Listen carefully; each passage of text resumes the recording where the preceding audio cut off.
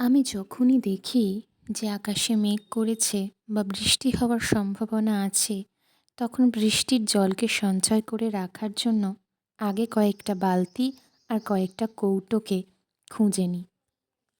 আপনারা হয়তো ভাবছেন এই কাজটা আমি কেন করি?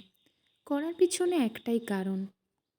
বৃষ্টির জলের মতো বড় ফার্টিলাইজার আপনার গাছের জন্য অন্য কিছু হতেই পারে না।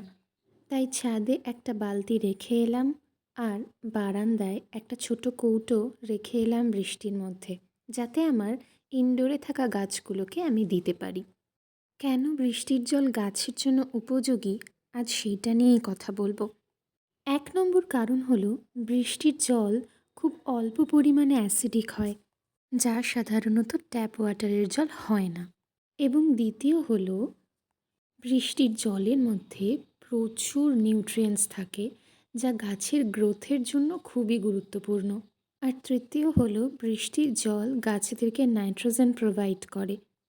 গাছেদের গ্রোথ ভালো হয়, গাছেদের মূল শক্ত হয়। তাই জন্যই আমি এই জলটা সঞ্চয় করে রাখি, আর বৃষ্টি হলে ইনডোর প্ল্যান্টগুলোকেও সেই জলটা দিয়ে দিই। আর ছাদে বালতিতে যে জলটা সংগ্রহ করে রাখলাম, সেটা আমি ব্যবহার করব যখন কোনো চারা গাছ লাগাবো তখন।